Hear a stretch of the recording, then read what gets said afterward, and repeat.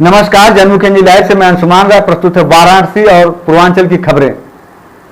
काशी में आज पहली बार गंगा सख्त पहरे में थी। गंगा घाटों पर जाने पर पूरी तरह पाबंदी थी और कोई गंगा घाटों तक पहुंच न सके, इसके लिए प्रमुख गंगा घाटों पर पुलिस और आरएएफ के जवान तैनात थे। घाट छावनी में तब्दील थे। गदगिया चौराहे से ही लोगों को वापस लौटाया जा रहा था। आज गंगा दशहरे का दिन है और ऐसी मान्यता है कि आज के दिन गंगा पृथ्वी पर अवतरित हुई थी। इस दिन से हिंदू धर्म में शुभ कार्य शुरू होते हैं और बहुत सारे लोग आज के दिन गंगा में स्नान ध्यान करते हैं, दान पुण्य करते हैं, मुंडन आदि कराते हैं और छोटे मोटे धार्मिक कार्य करते हैं। लेकिन लॉकडाउन के चलते मंदिर बंद है, धार्मिक आयोजनों पर पूरी तरह पाबंदी है। यही वजह थी कि प्रशासन ने सुबह से ही गंगा घाटों पर जाने पर रोक लगा दी थी और उसकी कोशिश थी कि गंगा घाटों पर भीड़ न हो, लोग पहुंचे नहीं। लेकिन धार्मिक लोगों को इससे बेहद तकलीफ हुई कि काशी में और गंगा दशहरे के अवसर पर वे गंगा घाट तक पहुंच न सके।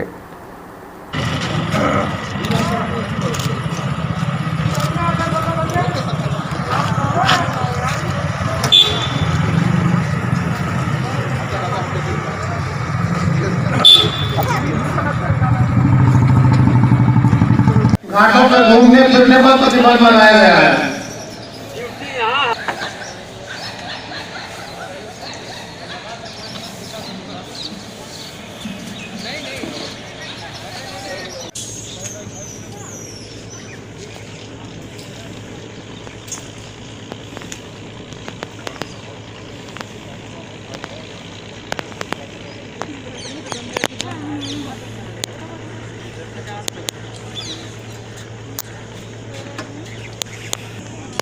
लॉकडाउन के चलते ब्लड बैंक में ब्लड की कमी हो गई।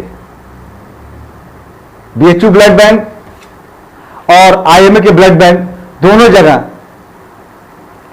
लॉकडाउन में डोनेटर ना आने की वजह से ब्लड की बहुत कमी बताई जा रही। खासतौर से बीएचयू ब्लड बैंक में जहां 2000 यूनिट तक ब्लड सेव रहता है, वहां 250 यूनिट तक ब्लड पहुंच चुका था। इससे चिकित्सकों में चिंता बढ़ी क्योंकि बीएचयू के ब्लड बैंक में थैलेसीमिया के मरीज रजिस्टर्ड है जिनकी संख्या 400 तक है और उन्हें हर माह ब्लड की जरूरत पड़ती है। इसी प्रकार आईएमए के ब्लड बैंक में भी 100 थैलेसीमिया मरीज पंजीकृत हैं जिन्हें बिना ब्लड लिए ही ब्लड देना पड़ता है।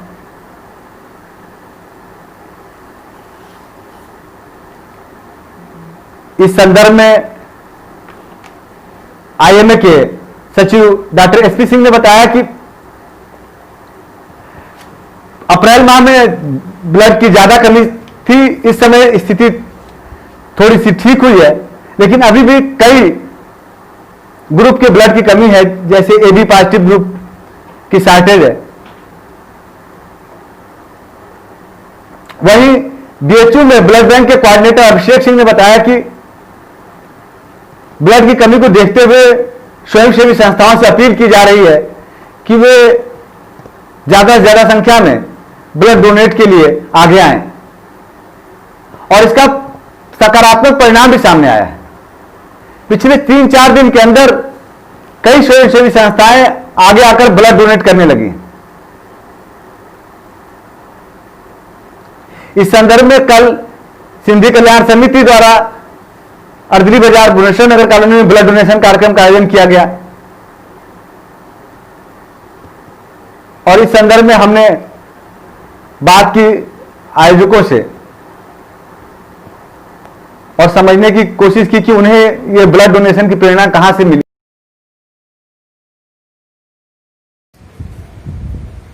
ब्लड डोनेशन की प्रेरणा कहाँ से मिली होगी? ब्लड डोनेशन की प्रेरणा के संबंध में आपका जो सवाल है, मैंने देखा बीएचयू के ब्लड बैंक के जो इंचार्ज और हेड हैं डॉक्टर एसके सिंह और संदीप सिंह, डॉक्टर आशुतोष सिंह, इन लोगों ने समाचार पत्रों में ब्लड की आवश्यकता के बारे में जो है संज्ञान कराया। और हमारे गुरुजी का राधा स्वामी सत्संग व्यास के, उनकी हमेशा हम लोगों को ये निर्देश रहते हैं कि मानवता की सेवा के लिए कभी भी कोई काम समाज सेवा का पड़े तो हमेशा अपने आप को तत्पर रखना। तो मैंने अपनी संस्था के सदस्यों से, जिन जिन संस्थाओं से मैं जुड़ा हुआ हूँ, राधा स्वामी सत्संग व्यास से सिंधी कल्याण समिति का मैं अध्यक्ष हूँ, राधा स्वामी सत्संग व्यास का मैं एरिया सचिव हूँ और 34 सत्संग घर हमारे अंडर में कार्य करते हैं। इन सभी से मैंने बात किया, सभी सहर्ष अपना रक्तदान करने के लिए तैयार हुए और उनके प्रेरणा से ही, स्वस्फूर्त प्रेरणा से हम सब ने मिलकर ये रक्तदान का कार्य प्रारंभ कराया है। वाराणसी में एसएसपी कार्यालय तक भी कोरोना पहुंच गया। रविवार को जिन पुलिसकर्मियों की रिपोर्ट पॉजिटिव आई थी, उसमें से एक एसएसपी कार्यालय का संदेश वाहक भी था, जिसकी कोरोना पॉजिटिव रिपोर्ट आने के बाद आज एसएसपी कार्यालय को सील कर दिया गया। इस संदर्भ में एसएसपी प्रभाकर चौधरी ने बताया कि कार्यालय को अभी सील कर दिया गया, इसको सैनिटाइज किया जाएगा और उसके बाद खोला जाएगा। बढ़ते हैं अनलॉक 1 के तहत आज बसों के संचालन पर। अनलॉक 1 में आज से परिवहन निगम की बसों का पहिया घूमना शुरू हो गया। वाराणसी में भी आज सुबह से ही परिवहन निगम की बसें विभिन्न जनपदों में जाने के लिए तैयार थीं। बसों में आने वाले यात्रियों को कंडक्टर द्वारा सैनिटाइजर दिया जा रहा था और स्कैनिंग मशीन भी लगी हुई थी। स्कैनिंग के बाद ही यात्रियों को बसों में चढ़ने की इजाजत थी। इस दौरान बंबई से आई एक महिला यात्री का तापमान अधिक पाए जाने पर बस पर चढ़ने पर रोका भी गया।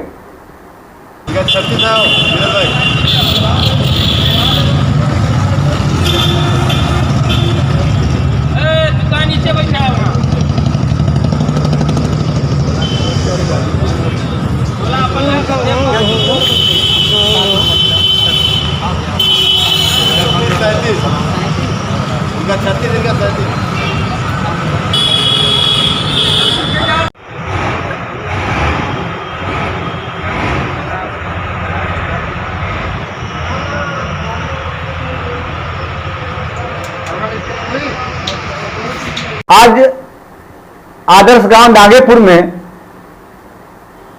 पिछले दिनों विभिन्न दुर्घटनाओं में मारे गए श्रमिकों को श्रद्धांजलि दी गई। आयोजक नंदलाल मास्टर ने कहा कि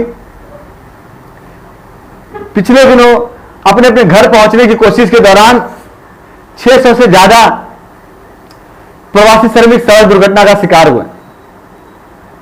उसमें बहुत सारे भूख से भी मरे।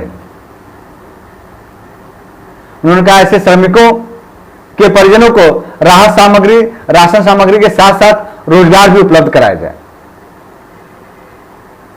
खबर पूर्वांचल की। पूर्वांचल में आज गाजीपुर बलिया जिले में 6 लोग की मृत्यु गंगा में डूबकर हो गई।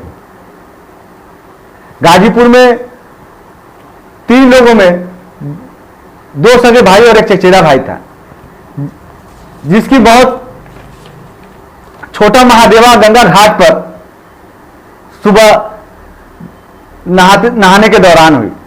ये लोग गंगा दशहरा के अवसर पर गंगा स्नान कर रहे थे। डूबने वालों में शिवम 13 साल, सौरभ 15 साल और चुन्ना 18 वर्ष शामिल है। वहीं बलिया में गंगा स्नान करने में अलग अलग घटनाओं में 3 लोगों की मौत हुई, जिसमें हैबतपुर गंगा घाट पर स्नान करने में 2 किशोर की मौत हो गई, जबकि पचरुखिया घाट पर दादी के साथ स्नान कर रहे एक 7 वर्षीय बालक की मौत हो गई।